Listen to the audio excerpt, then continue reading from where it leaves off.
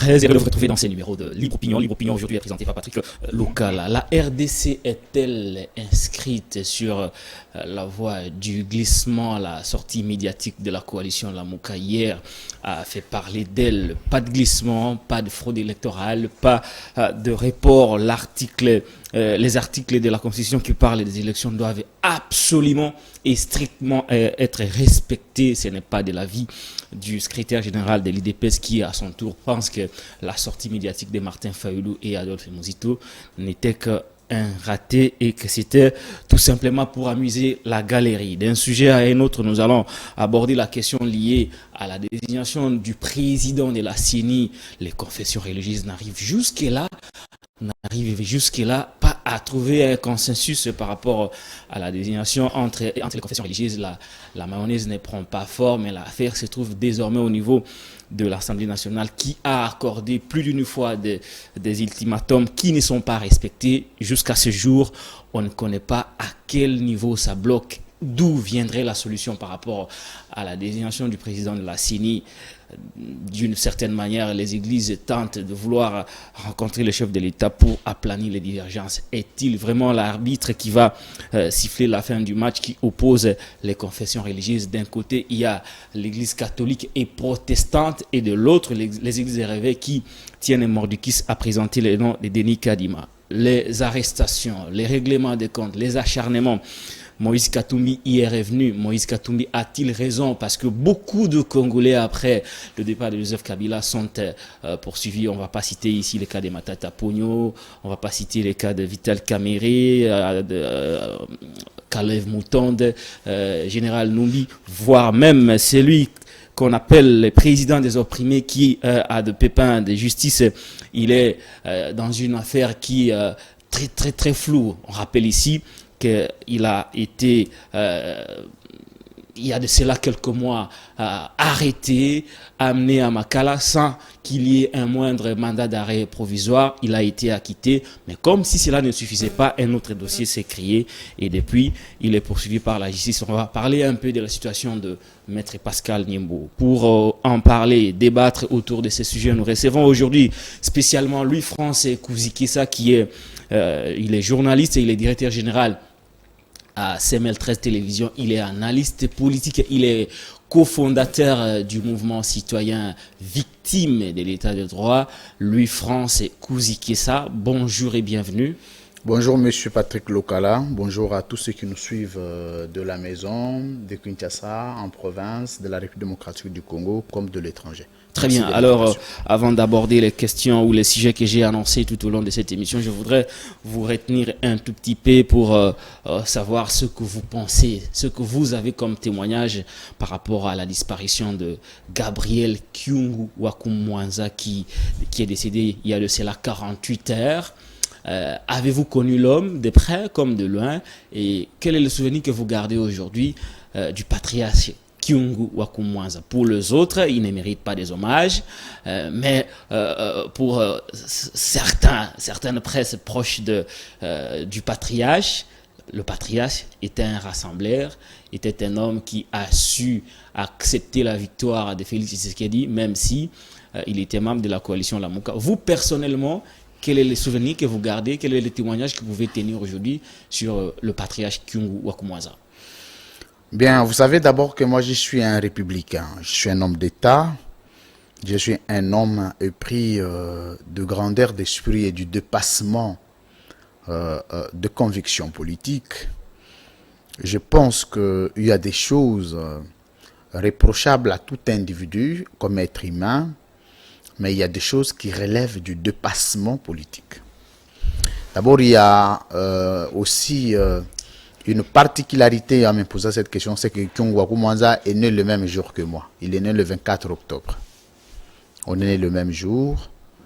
Et tout le jour de mon anniversaire, on s'appelait avec Kyungu personnellement parce que... Ah, vous aviez son numéro de téléphone? Moi, j'ai travaillé avec Kyungu au G7. Ça, c'est une petite histoire. J'ai travaillé, Kyungu m'a mis à la disposition de l'ambassadeur Kanounou Léanfoum, que je salue au passage, qui était le premier président de son parti NAFEC. J'ai travaillé avec honorable Lama Moukalai, qui est le secrétaire général aujourd'hui. Et je connais Kyungu personnellement, je l'ai rencontré personnellement. Je garde beaucoup de souvenirs de lui, mais je pense qu'à la mort de quelqu'un que j'ai côtoyé par respect, par dignité, par honneur, je ne pouvais que rendre hommage et me limiter là. Et pour le reste, c'est Dieu qui sait les sorts spirituels de chacun de nous. Mais ici, nous voulons rappeler que j'ai toujours dit que chaque province a ce que nous appelons un tigre de chaque province. Vous allez dans le Maniema, il y a des tigres. Vous allez dans le Katanga, il y a les tigres. Vous allez dans le Bandundu, il y a les tigres. Les remparts de chaque province. Ce sont eux, quand on cite la province, on le voit, l'incarnation de la province, c'est comme on voyait au Kasaï avec Etienne Tshisekedi. Bien qu'aujourd'hui, Kasaï n'a plus de leader politique, il y a deux coins où, quand vous parlez, on vous écoute. Quand vous allez dans le Bandundu, on écoutait Antoine Guizé Ngafunji. Quand vous allez au Bas-Congo, on écoutait Mwanansemi Longia Congo. Quand vous allez dans les Katanga, on écoutait Moïse Katumbi, on écoutait Baba Kyungu Wakumanza. Justement, parce qu'on parlait de lui, est-ce qu'il était cet homme-là, rassembleur, ou il était un personnage atypique? Parce que nous savons tous qu'il n'a pas été très tendre envers les Kasaïs qui vivent au niveau du Katanga. Est-ce que vous, personnellement, lorsque vous l'avez côtoyé, avait-il ces caractères-là d'un amour excessif envers les Katanga, un amour qui, très souvent, était contre les autres ressortissants du Congo vivant au Katanga? Je pense que Kyungu Wakumwanza, maintenant, n'est plus. Il n'est plus là. Je suis un homme très respectueux des engagements. Cet homme-là, il y a des choses que je ne me permettrai pas après sa mort. Vous n'avez jamais été hypocrite, hein? Ça, je n'ai jamais été hypocrite, mais je rappelle ici que vous savez, quand vous avez une fois... Ça sera peut-être la première fois que vous ne parlez pas voulais rappeler, avec franchise. Hein? Vous savez, quand vous aviez côtoyé quelqu'un dans la vie, ça c'est mon père qui m'a dit, tout ce que vous connaissez de lui, vous devez garder pour la mort. Tout ce que vous aviez connu de quelqu'un, il faut le garder. C'est ça la grandeur. Par exemple, quand on dit que Mobutu était dictateur, il a détruit le pays. La dictature n'est pas... On est tous d'accord. Non, la dictature n'est pas... Patrick Lokala, par exemple, a été un peu moins tendre vis-à-vis des Kasaïs au niveau du Katanga. Là, il faut garder pour soi parce qu'on l'a fréquenté. Bon, je voulais ici rappeler que la particularité, c'est quoi? C'est quand on juge la gestion de la République de quelqu'un et quand on parle du comportement personnel de l'individu. Ça, ce sont deux choses. Quand vous me parlez de la gestion du Katanga, de la gestion de Kyungu Wakumanza dans un secteur de la vie de la nation, on peut évaluer. Mais le comportement personnel de quelqu'un que j'ai côtoyé, ça sera indigne pour un républicain, pour un homme d'État, pour un homme de conviction, de revenir sur les défauts de quelqu'un qui est décédé après l'avoir côtoyé. Très bien, je pense que je serais indigné. Très bien. Je serais mal placé de le dire. J'aurais voulu que quelqu'un d'autre le dise. Tout ce que j'ai retenu de Kyungu Wakumanza, c'est que c'est un homme qui avait beaucoup de qualités, qui avait beaucoup de défauts aussi. Pour le défaut que je connais autant, il faut que j'en garde parce que je l'ai côtoyé. Et pour ces respects-là, pour un jour qui m'a reçu, 2, 3 qu'il m'a reçu et m'a donné un conseil à l'époque qui m'a peut-être façonné dans un secteur, il faut quand même du respect. Très bien, le patriarche Kyungu Wakumwanza est décédé.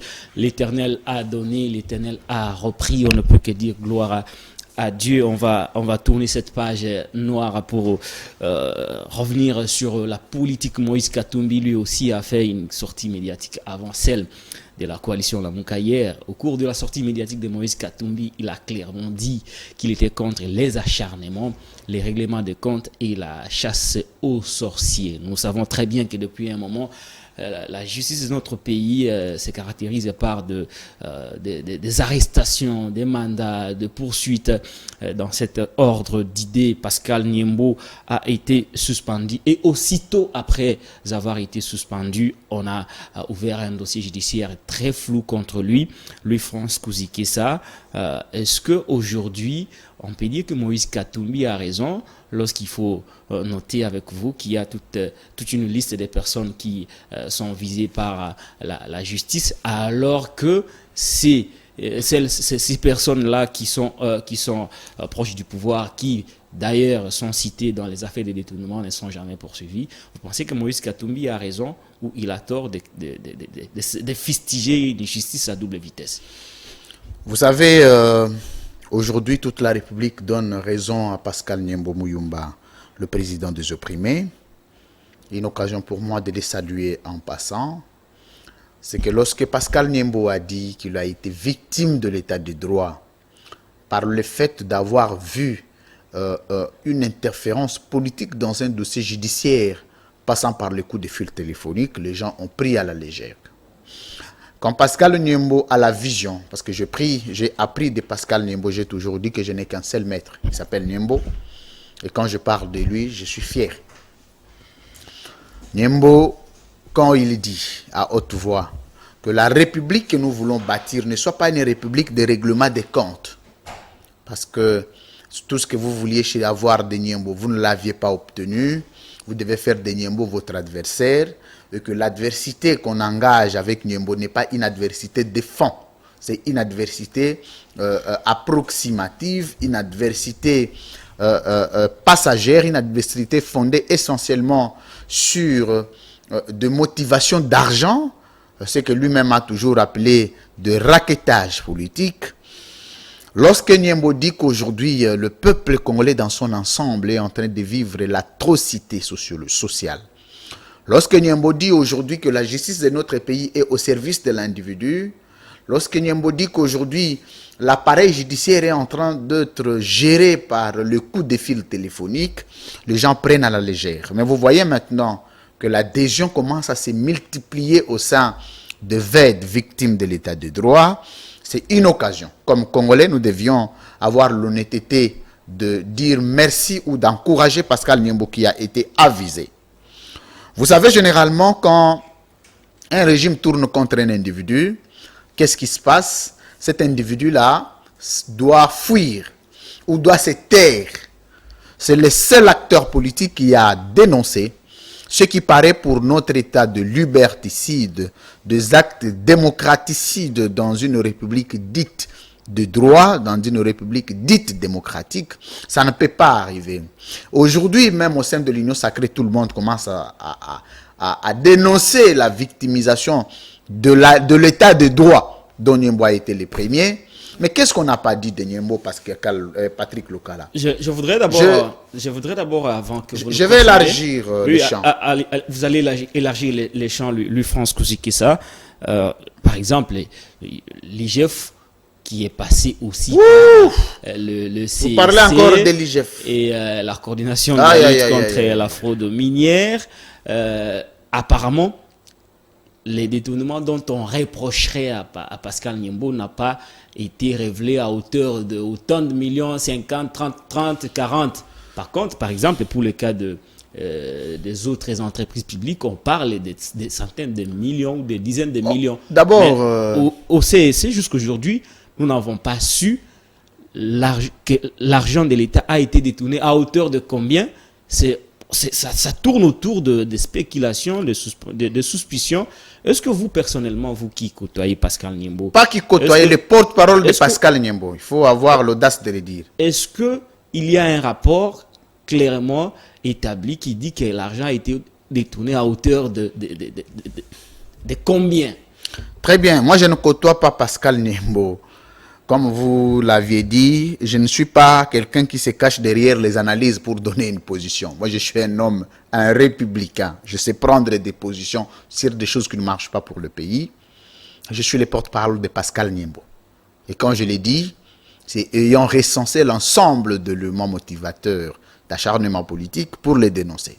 Est-ce qu'il y a un rapport qui dit clairement que l'argent a été détourné à telle hauteur? Je connais... Comme l'IGF l'a fait, par exemple, pour les dossiers Bukangalonzo, les dossiers Congo votre Central, capacité d'être... le dossier Eten Longondo et beaucoup d'autres dossiers. Est-ce qu'il y a un rapport j'en arrive. sur les montants j'ai compris la question, je suis en train de dont répondre. on l'acquiserait? C'est ce que je suis en train de répondre. Je disais plutôt que les infractions en droit répressif, lorsque vous poursuivez quelqu'un, la première des choses, c'est de la viser sur des faits lui reprochés. Et quand vous prenez la responsabilité de la vulgarisation, de la communication, des actes reprochés, des faits reprochés à un individu, la première démarche, c'est d'identifier les faits en termes de chiffres, en termes de nombre, en termes de lieu, en termes de temps, en termes de circonstances. Avec toutes les pièces, c'est possible. Et puis, la précision de droit. Voilà.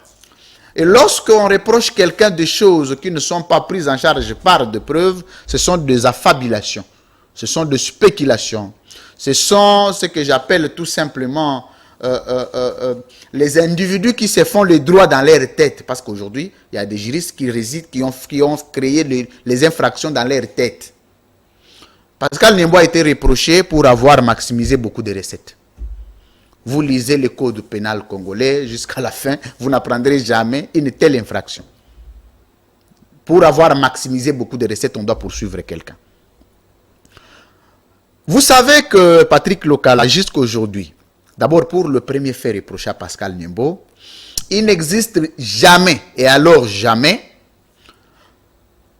de preuves aujourd'hui que la justice aurait brandi à la population comme aux journalistes sur le montant du détournement pour la première arrestation. Et pour ici, tu peux apprendre les détournements de tout le monde, sauf le détournement en termes de chiffres de Pascal Niembo. Par exemple, pour la polémique à laquelle nous avons assisté il y a quelques jours ici, entre l'inspection générale des finances, Gilles Alinguetti et le ministère. Vous avez parlé de l'IGF, c'est comme ça que je suis en train d'avancer. Je voudrais juste vous compléter. On a parlé d'une tentative de détournement de 16 millions de dollars. Et l'IGF est monté au créneau pour dénoncer cela. Moi, je veux savoir. Est-ce que c'est le cas pour la situation de Niembo? Je veux d'abord savoir. L'infraction, c'est l'intention ou la commission? C'est ce que je ne comprends pas. Parce que quand on parle d'une tentative, il faut dire cette tentative est dégagée à quel niveau? Ce n'est pas compliqué, ce n'est pas de la magie. Non, je voulais juste prendre un exemple. Vous me laissez avancer. Pour vous pousser à me dire s'il y a un rapport, s'il y a une publication, s'il y a une enquête. Non, mais je vous ai dit, monsieur Patrick, je vous ai dit pourquoi il est poursuivi alors qu'il n'existait pas de rapport, par exemple. Non, c'est ce que je suis en train de dire. Vous me laissez avancer. Je suis en train de préciser ici que il n'y a pas que le rapport. Lorsque vous poursuivez quelqu'un, vous devez communiquer avec précision le fait lui reprocher. Quand nous parlons de précision ici, nous parlons de l'argent détourné, le lieu du détournement, le montant du détourné, et il faut définir l'infraction du détournement. J'ai comme impression qu'il faut qu'on institue quand même une école spéciale sur la définition des concepts de droit pour le régime actuel. Prenez ça comme vous voulez, vous pouvez mettre ça sur Internet. On a une définition très abusive du concept détournement. C'est comme si il y a beaucoup de limites. La définition juridique même de ces concepts et la qualification de cette infraction échappe à plusieurs. Et dans ce régime, le détournement est la meilleure infraction qu'on impute aux individus pour achanter la clameur publique, pour mettre quelqu'un devant une opprobre populaire. C'est ça la méthodologie. Il faut crier aux voleurs, Mouyibi, Mouyibi, Mouyibi, Mouyibi. Vous savez qu'aujourd'hui, il existe des juges des réseaux sociaux de ce régime que vous apprendrez des condamnations à partir des réseaux sociaux. Vous apprendrez que tel juge a dit il sera infligé 5 ans à tel individu. Alors qu'il n'est pas encore arrêté, il n'est pas encore condamné, il n'est même pas encore poursuivi. Mais je voulais ici dire que nous, au VED, nous, avec Pascal Niembo Muyumba, nous disons que la République, il faut la défendre. Il faut la défendre à n'importe quel prix. Voilà pourquoi Pascal Niembo a pris les risques de parler de cet État au niveau du Conseil de sécurité des Nations Unies, le haut cadre, la haute sphère juridique internationale appropriée à émettre de point de vue sur les positions politiques des États, mais aussi sur l'organisation pratique de ces États-là, constitutionnelle. Nous disons que nous, la peur n'est pas d'imputer des arrestations. Parce que, regardez maintenant ce qui se passe. Hier, quand on le disait avec Pascal Niembo, on a cru que nous sommes en train de nous défendre vis-à-vis de l'IGF. Mais aujourd'hui, Tony Mwamba vient d'adhérer à l'Union, au VED, victime de l'état comment de ça? droit. Tony a adhéré Aujourd'hui, mais bien sûr, c'est un adhérent. C'est un adhérent. Et lui-même aussi à Lingeti était un adhérent au VED, victime de l'état de droit. Attendez, vous voulez dire ici que Tony Mwamba, ministre de l'EPST, a adhéré au VED, victime de l'état de droit. Comment il a adhéré? Je peux vous le démontrer.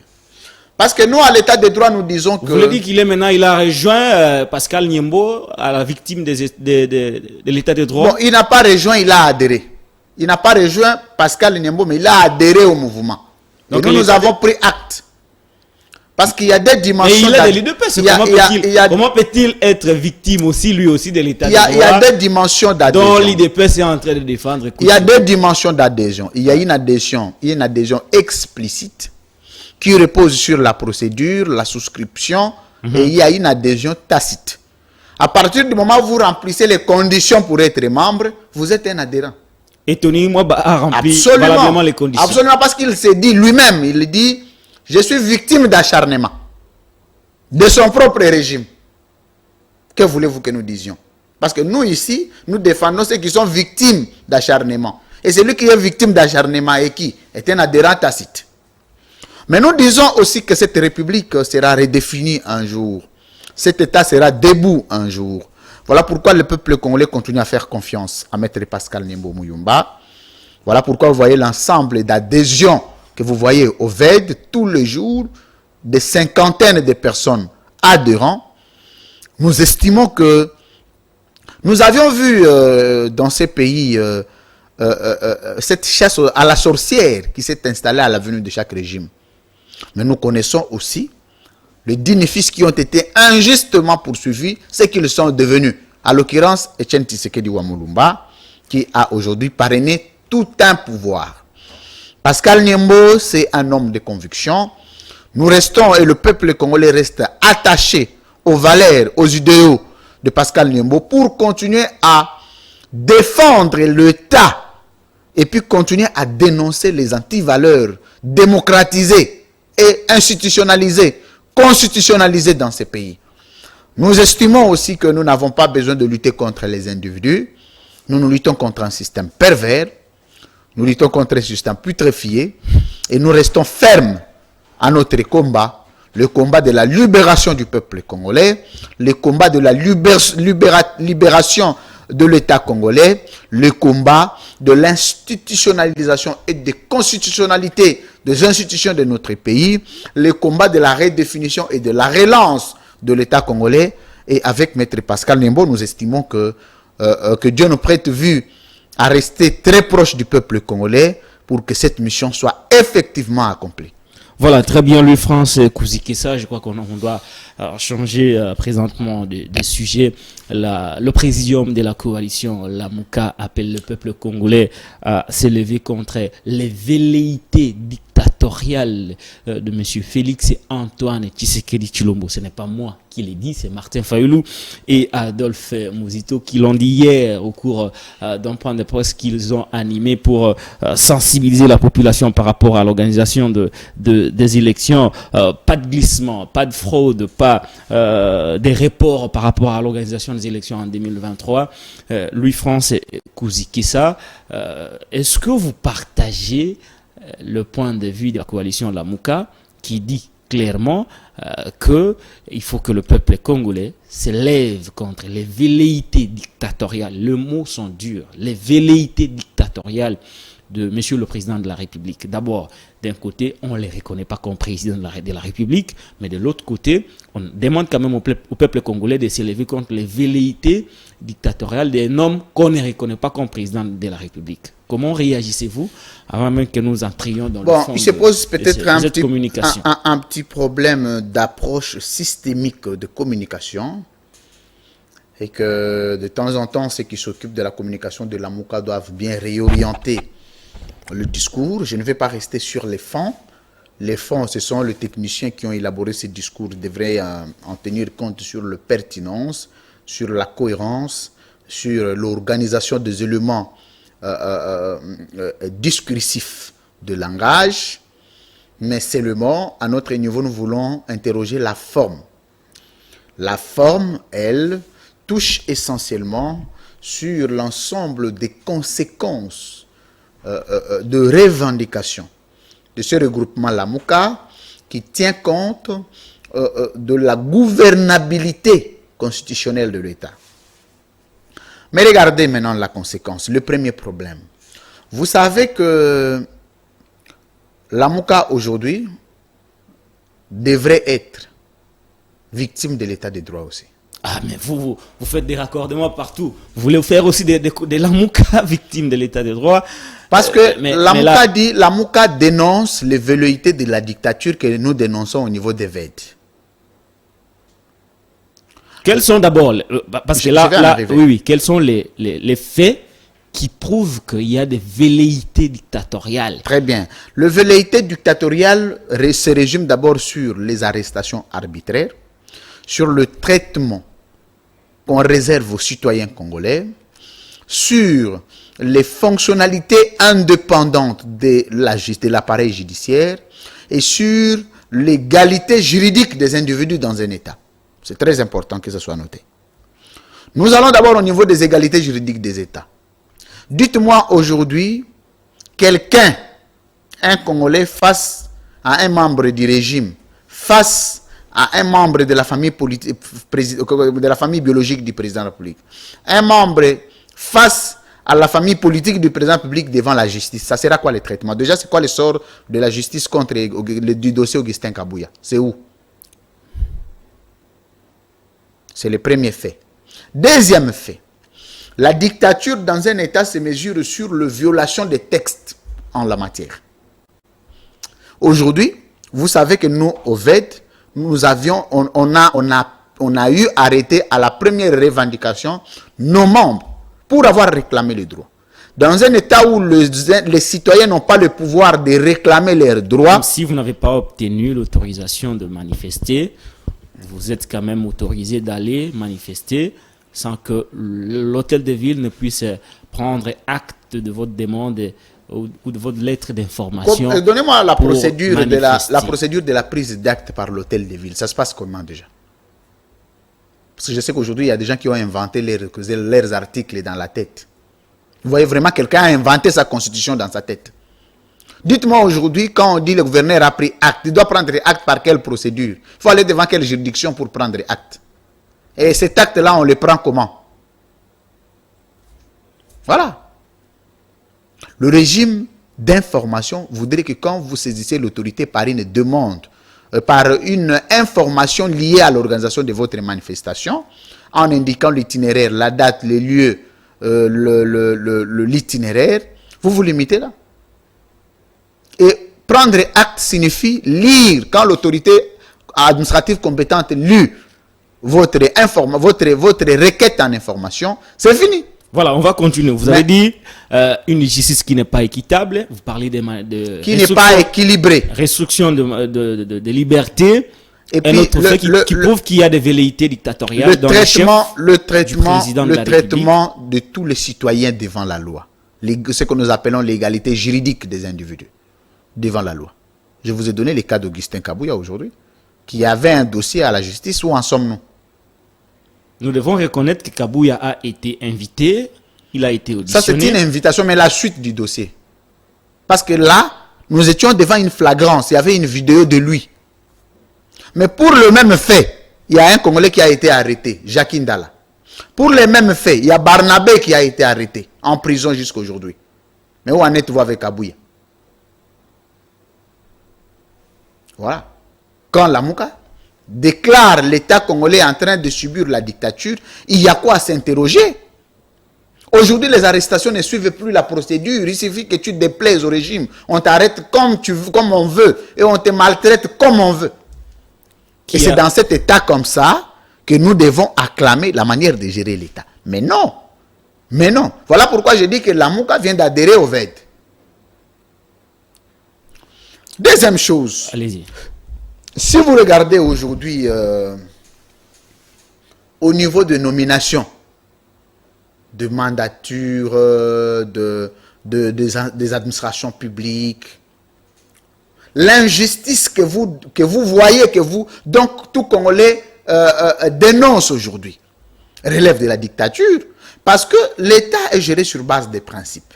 Les principes sont tels que ce sont des contrats juridiques qui sont les lois qui planifient, qui organisent la systématisation, la manière que chaque individu doit exercer une fonction dans un État, le mécanisme d'accréditation. Voilà, mais si vous regardez aujourd'hui, parce que nous avons encore beaucoup d'aspects à aborder au cours de cette émission. Non, mais vous et moi, au moins, nous sommes d'accord. Nous sommes d'accord par le fait de dire que... Même si la comparaison n'est pas raison, lui, France Kouzikissa, est-ce qu'aujourd'hui, on va dire que Félix Tshisekedi est sur le trace de Joseph Kabila, qu'on avait reproché hier d'être dictateur par le même régime, ou qu'il y a eu amélioration après l'arrivée de Félix Tshisekedi au pouvoir? Quand vous dites que la comparaison n'est pas raison, ça c'est en sociologie. En droit, c'est la jurisprudence. Il faut nuancer. Quand vous dites la comparaison n'est pas raison, en droit, la comparaison est une raison parce que la comparaison sert de jurisprudence pour émettre des avis. Très bien. Tenant compte de ce que vous dites alors, est-ce qu'il y a eu amélioration ou il y a eu régression par rapport aux avancées démocratiques? L'État est par terre aujourd'hui. L'État congolais est dans la rue. Kabila mieux que Tshisekedi? Mieux, plus mieux, si vous voulez que l'expression soit comme ça. On ne va-t-on pas vous traiter des kabylistes? Prenez ce qu'on Vous étiez parmi les personnes qui ont dénoncé les dérives dictatoriales de Joseph Kabila. Aujourd'hui, vous me laissez quand même avancer. Quand vous me posez la première question, il faut qu'on en termine. Aujourd'hui, il est mieux que Tshisekedi. Quand vous me posez la première question, il faut qu'on en termine pour rentrer à la deuxième. Très bien. Lorsque je dis que Kabila est mieux que Tshisekedi, je n'ai pas dit que Kabila faisait mieux. Il faut qu'on se comprenne. Je crois que je parle en français, et en français facile. C'est-à-dire qu'aujourd'hui, Kabila, nous sommes d'accord que Kabila a tué ce pays. Kabila était un mauvais dirigeant. Kabila a paralysé les pays. Kabila a maltraité les Congolais. Kabila. Ça, je suis d'accord. En 2 ans et demi, Tshisekedi est pire que lui. Mais plus pur, si vous voulez. Parce qu'est-ce qui a changé? Il faut que les gens arrêtent un peu cette hypocrisie de croire qu'il faut plaire. Moi, je ne plais pas au salon politique. Je m'en fous. Et puis, moi, je dis ce que je pense pour mon pays. Dites-moi un peu un secteur qu'on a dénoncé avec Kabila, mais qui a changé avec Félix Tshisekedi. Quel secteur? Quel secteur, par exemple? De la justice? Mais attends. Louis France Kouzikissa, est-ce que vous pensez que la population va répondre à cet appel de la coalition Lamuka qui lui demande tout simplement de s'élever contre les velléités dictatoriales? Je ne suis pas le chargé de mobilisation de Lamuka, non plus porte-parole. Non, mais par rapport à l'analyse que vous pouvez faire, l'état dans lequel se trouve notre pays aujourd'hui. D'abord, il faut qu'on se mette d'accord que la population va adhérer à cet appel de la coalition Lamuka par rapport à la résistance contre les velléités dictatoriales? Mais ce que Lamuka a dit concerne le peuple. Si le peuple ne se mobilise pas, c'est son problème. Parce que ce que Lamuka a dit concerne directement le peuple. Mais je voulais vous rappeler que toutes les dictatures qu'installe le régime aujourd'hui, les arrestations arbitraires profitent à Lamuka comme opposition. Plus on maltraite les dignes fils de ces pays, on amène les pays, les concitoyens, parce que moi j'ai toujours dit que le caractère dictateur ou dictatorial d'un État, d'un régime, se mesure par le nombre d'exilés de ces dignes fils alors qu'ils sont censés être gérés dans leur propre pays. Il y a manière, parce que ce que les gens évitent, c'est quoi? Que tu aies eu raison, que tu aies eu tort, la justice te condamne. Donc il y a déjà une conclusion dans un salon politique. Dit quand on va l'inviter, on va l'arrêter, on va l'infliger 5 ans. Dans une justice comme ça, les gens ne peuvent pas se présenter. Mais quand on sent, parce qu'Abouya en allant devant la justice, était sûr qu'il ne se passerait pas grande chose. Il est allé, il est rentré. Mais toi, tu connais un opposant ou quelqu'un qui ne partage pas les mêmes avis que le régime, qui est allé devant la justice, qui est rentré, il s'appelle comment? Vous aussi, vous avez été interpellé, presque Je n'ai pas été interpellé, enlevé et arrêté et puis maltraité. Puis relâché, pour l'absence de preuves. on va passer à un autre aspect de la communication. Je fais partie moi-même d'abord des victimes de l'état de droit. On va passer à un autre aspect de la communication de la coalition.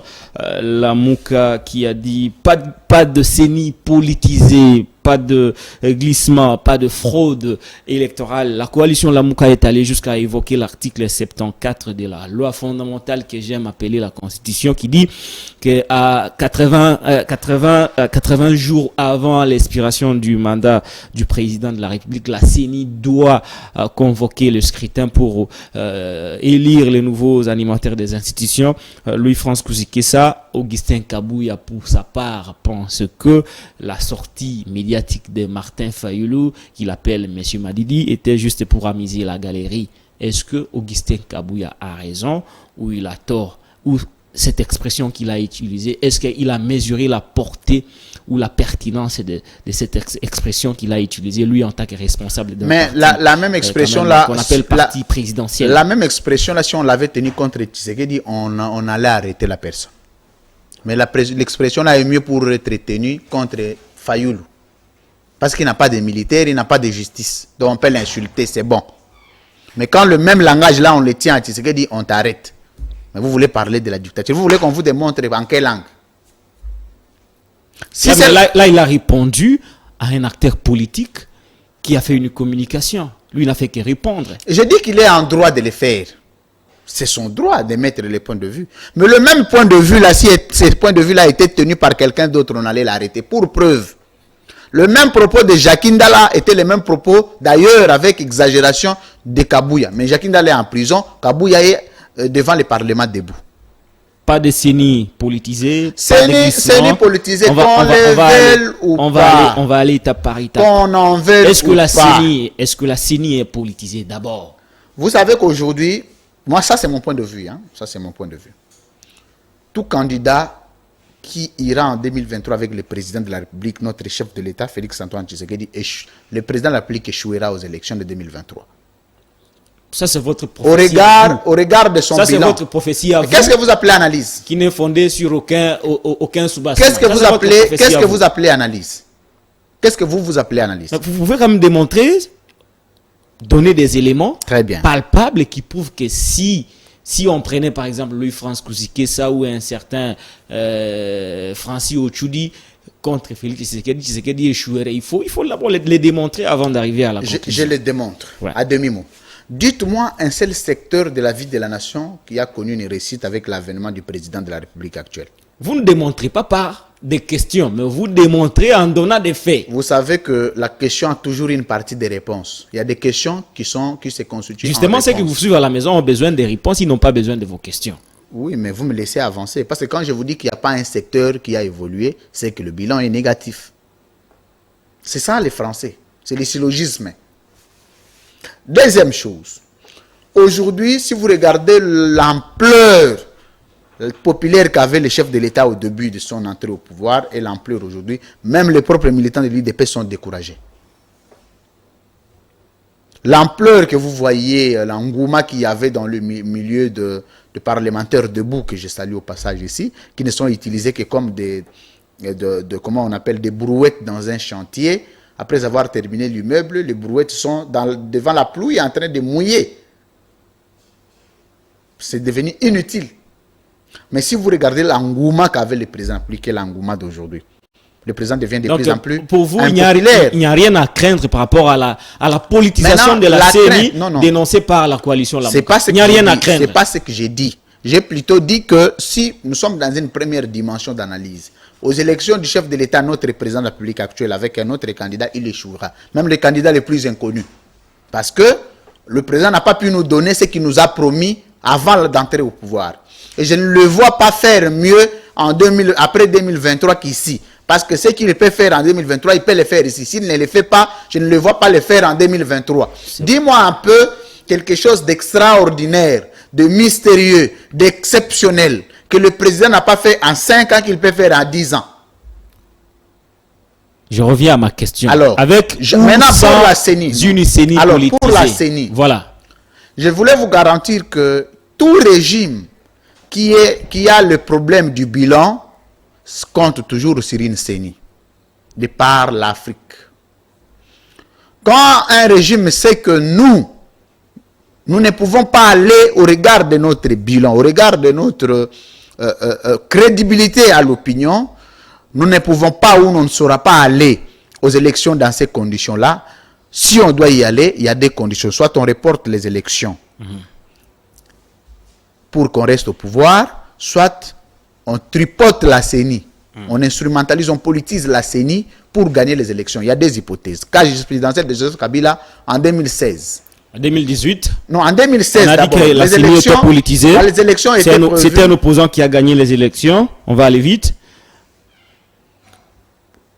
Vous avez donné un cas, j'ai donné un autre. Il faut que je fasse une analyse pour te dire, pour qu'on ne revienne pas sur la même question. Très bien. Je vous ai dit que les élections de 2016 devraient se tenir en 2016, pas en 2018.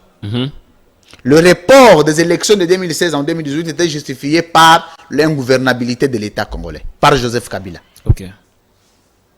Et arrivant en 2018, Kabila a été contraint d'organiser les élections parce que la tension politique n'était plus en sa faveur.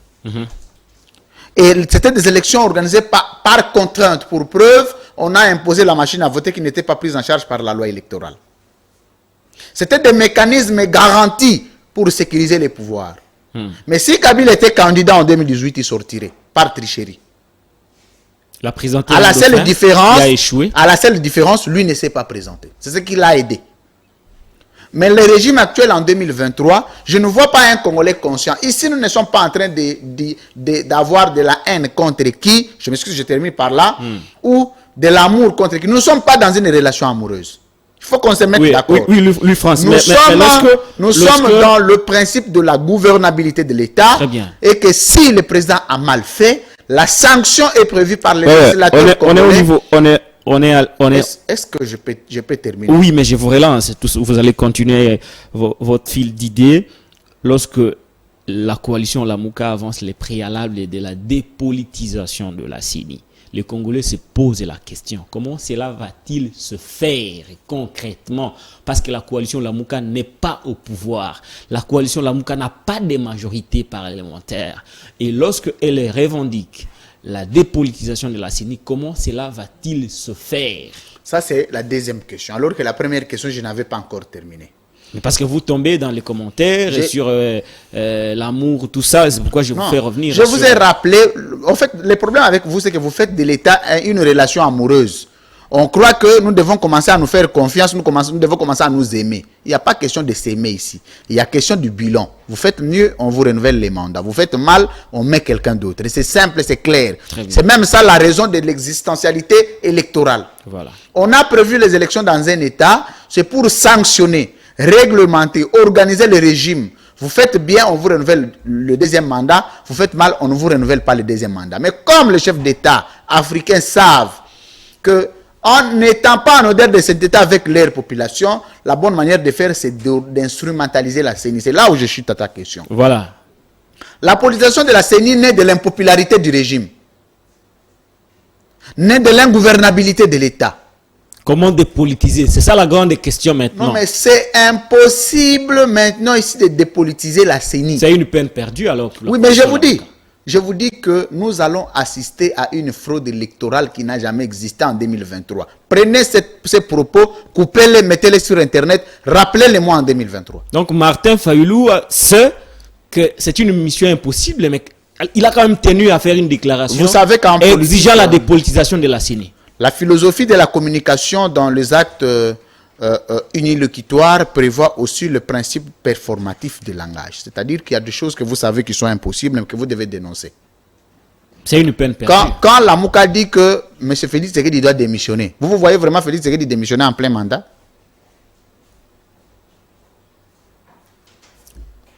Quand Etienne Tshisekedi disait arrêtez-moi ces garçons, amenez-les-moi ligoter, vous pensez vraiment que c'était une émission facile? Mais pourquoi tenir ce genre de déclarations lorsqu'on sait que c'est pratiquement impossible? C'est la politique. La politique a aussi une mission de la consommation d'opinion. Voilà. Il faut que l'opinion soit informée d'une situation, bien qu'impossible. Mais je vous dis qu'à ce stade ici, tous les mécanismes sont mis en place pour récupérer, mettre la CENI dans la poche comme on a mis la Cour constitutionnelle dans la poche. On va finir par le dernier point de la communication de la coalition Lamouka. Je le disais dès l'annonce de mon émission qu'il y a un blocage au niveau de la composante confession religieuse. Les églises catholiques et protestantes font un bloc contre les églises de réveil autour de la désignation du candidat président de la CENI. L'affaire a quitté la composante pour aller au niveau de l'Assemblée nationale où Christophe Mbosso Nkodia se trouve être actuellement l'arbitre qui doit trancher cette question très difficile. Est-ce que ces blocages ouvrent la voie au glissement dont la coalition Lamouka a dénoncé?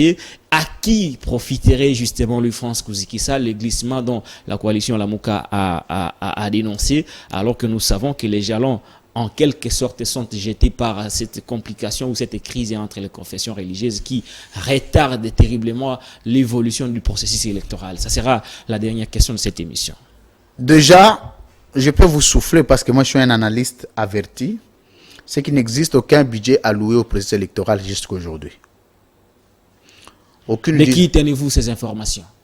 Mais si vous connaissez que les informations sont contraires, vous pouvez informer contrairement. Vous dites-moi un peu le budget alloué à la CENI. Non, c'est moi. Les montagnes. Je sais que tu me diras que toi, tu ne réponds pas aux questions. Vous avez. Je sais que tu me diras que tu ne réponds pas aux questions. J'ai quand même le droit de vous poser la question de savoir de qui tenez-vous ces informations. Quelles sont vos sources? Vous voyez, il y a le principe de la contre-communication dans la présentation des émissions. Quand vous pensez que l'information faite ou rendue n'est pas fiable, vous donnez, sans répondre à ma question, vous donnez une communication qui est contraire. Le peuple a besoin de savoir quelles sont vos sources. Donc, du moment où vous ne m'avez pas contredit, dont l'information est vérifiable. Je ne suis pas votre contradicteur. Ici, j'ai rappelé qu'il n'existe aucun budget parce que le budget alloué au processus électoral est toujours vulgarisé par la CENI. Ça, c'est pris en charge par le calendrier électoral. Et le calendrier électoral prend aussi en compte les aspects matériels, les aspects logistiques, les aspects infrastructurels, les aspects voies de communication et les aspects financiers du processus. C'est ce qu'on appelle calendrier. Et le principe de la durée, le principe temporel de l'organisation. Mais jusqu'à aujourd'hui, la CENI d'abord n'est pas organisée elle-même. Même le bureau qui est là ne sait pas nous dire les choses vont se passer comment, mais nous sommes en train d'aller vers 2022. Vous pensez qu'il y a quelqu'un qui entretient ces climats pour justement profiter du glissement? Non, mais il n'y a pas quelqu'un d'autre qui peut profiter de la désorganisation de la CENI en dehors du régime lui-même.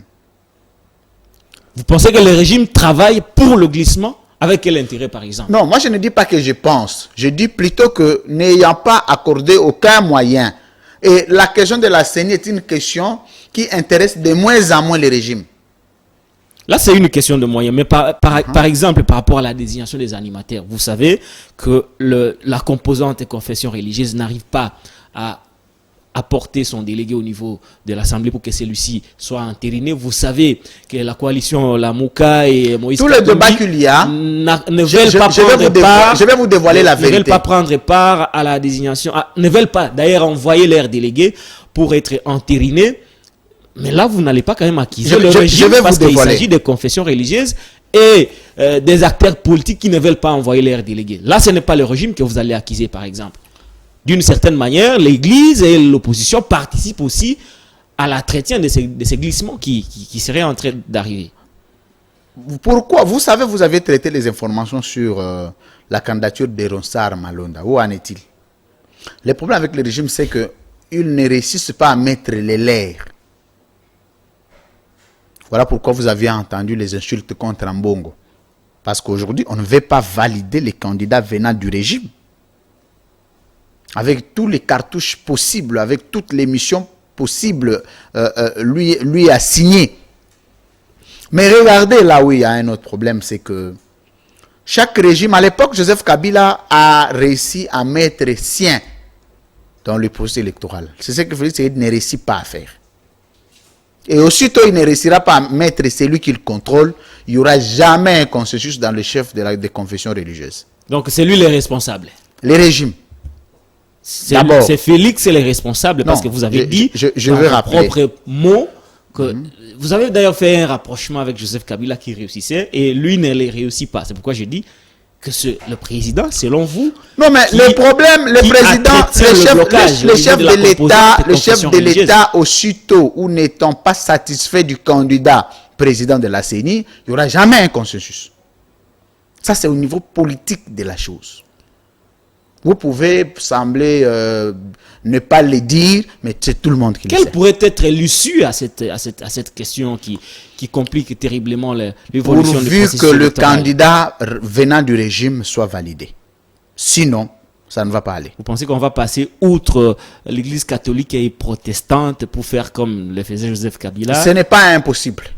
Ce n'est pas impossible, mais il y a aussi la possibilité de négocier avec l'église catholique. Voilà pourquoi vous avez vu, le président de la République a reçu quand même le cardinal Ambongo pour discuter de la question.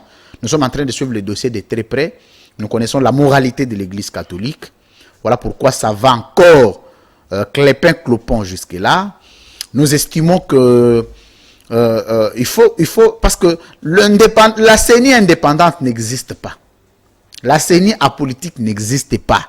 Là, en Afrique. Là, nous avons établi la responsabilité du président de la République qui, d'après vous, serait à la base de ces blocages au niveau de la désignation du président de la CENI. Parlons maintenant de l'opposition qui, jusqu'aujourd'hui, n'a pas envoyé ses délégués. Ensemble a refusé, la Mouka aussi a refusé. Là, vous n'allez pas accuser quand même le président de la République. Il faut que ça soit clarifié. Quand je parle ici du régime, il faut distinguer le régime au président de la République. Le président n'est pas le régime. Le président, c'est le maître du régime. Le régime, c'est le système dans son ensemble. Ok? Le président peut agir au travers tel ministère, tel service. Et quand je parle du régime, prenez ça comme l'ensemble du système qui ne favorise pas le consensus au niveau de la CENI.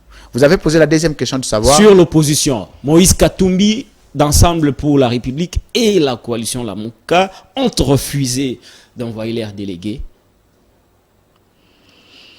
Bon, il y a une notion importante que je vais ici dévoiler, qui va profiter au niveau de l'enseignement pour terminer, qui va profiter...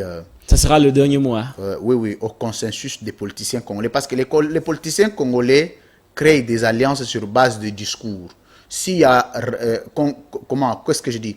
S'il y a cohésion, s'il y a jonction de points de vue, ils deviennent alliés. Mais on ne devient pas alliés comme ça. Il y a une notion importante en relations internationales qu'on appelle la typologie d'amitié en relations internationales.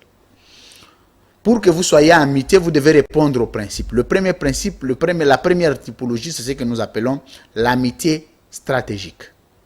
L'amitié stratégique sont des conventions entre individus poursuivant le même objectif. Ennemis comme amis, ayant un objectif commun, ils sont obligés de s'allier comme amis et atteindre cet objectif-là. Il y a ce qu'on appelle l'amitié... On n'a pas tout le temps pour développer ces théories. Il y en a trois. Il y a une amitié qu'on appelle l'amitié ontologique.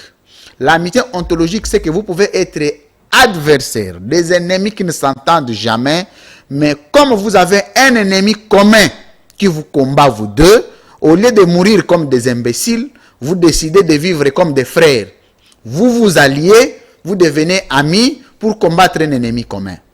Il y a ce qu'on appelle pour terminer l'amitié territoriale. L'amitié territoriale, c'est que vous pouvez on parle du blocage au niveau des désignations. Je voulais vous dire à quel niveau Katumbi peut se rallier à Lamouka. Vous avez posé la question. Vous savez, moi je suis un scientifique. Et pas n'importe lequel.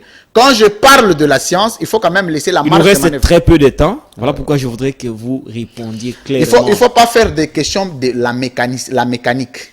Il faut faire des questions des analyses. Ok? Quand vous voulez qu'on fasse de la mécanique, ça va être... Répondez quand même, vous perdez du temps, justement. Répondez quand même à la question pour qu'on finisse avec cette émission. Oui, je peux répondre. Oui. Donc, j'étais en train de dire qu'aujourd'hui, au nom de l'amitié ontologique, la théorie de l'amitié ontologique, Katumbi et Lamouka aujourd'hui se retrouvent dans une même situation d'amitié pour combattre le régime. Et donc, le discours de Moïse Katumbi et le discours de Lamouka ont fait jonction. Le fait pour eux de refuser d'envoyer les délégués ne bloque-t-il pas l'évolution du processus électoral? Non, mais vous savez que vous pouvez avoir le droit n'est pas l'user lorsque ce droit-là n'est pas sécurisé. La sécurisation de droit subjectif. Vous savez qu'aujourd'hui, il ne suffit pas d'envoyer les candidats. mais il suffit de respecter la procédure sur la validation des candidats que vous envoyez. Ça, c'est un autre débat. Le débat sur l'envoi des candidats, vous pouvez bien envoyer les candidats, mais le vrai débat, c'est sur le respect de la procédure de désignation de membres de la CENI. Aussitôt l'élément intentionnel dont le chef de régime n'est pas encore clairement défini sur l'organisation indépendante de la CENI, vous ne pouvez pas accompagner la tricherie de 2023 aussitôt. Vous avez besoin de voir clair sur le mécanisme de sécurisation que chaque parti veut interjeter au niveau du régime, de manière à ce que tout le monde soit responsable des élections de 2023. Après les résultats, Katoum aura une responsabilité pour avoir envoyé les candidats. La Mouka aura des responsabilités pour avoir envoyé des candidats. Et ils n'auront pas le pouvoir de contester les résultats pour avoir envoyé les candidats. Et en ce moment-là, voilà pourquoi il faut poser une condition. Quand on va d'envoyer le candidat, vous devez être rassuré que ces candidats jouiront de l'indépendance, effectivement, et exerceront leur rôle tel que prévu par tout le soubassement de droit qui organise les processus électoraux en RDC. Je rappelle que vous êtes analyste politique et directeur général à CEMEL. Il y a un petit message, Patrick Lokala, très rapidement, que vous acceptez, c'est que nous en appelons au peuple congolais d'adhérer très massivement au VED, sous le leadership politique de Maître Pascal Nyembo-Myumba. Tous les Congolais victimes de l'état de droit sont les bienvenus. Nous, notre mission, c'est de défendre les victimes de l'état de droit. Même les victimes de l'UDPS peuvent aussi adhérer. Hein? Mais déjà, Maître Tony Mwaba vient d'adhérer, je vous ai dit. Alingue Touti vient d'adhérer, c'est un membre de l'UDPS très efficace. Mais il venait d'adhérer. Donc, c'est une façon de dire que nous, au VED, nous ouvrons la porte à tous les Congolais qui sont victimes de l'état de droit, de se joindre à nous, de mener cette lutte ensemble, parce que l'avenir du Congo sera défini avec nous et avec la lutte que nous menons. Je rappelle que j'ai recevé pour vous Louis-France Kouzissa, directeur général de CEMEL 13 Télévision. Il est analyste politique, il est coordonnateur de le mouvement citoyen, allais-je dire, victime de l'état de droit. Il est un patriote, un nationaliste, un fanatique de Thomas Sankara, allais-je dire. Les disciples directs de Thomas Sankara. Je suis Patrick Lokola. Je vous dis merci d'avoir suivi cette émission, retrouver la suite de programmes de CEMEL sur toutes les plateformes digitales, sur Internet, Facebook, YouTube, Twitter. Quant à moi, je vous retrouve demain dans un autre numéro. D'ici là, portez-vous bien. Au revoir.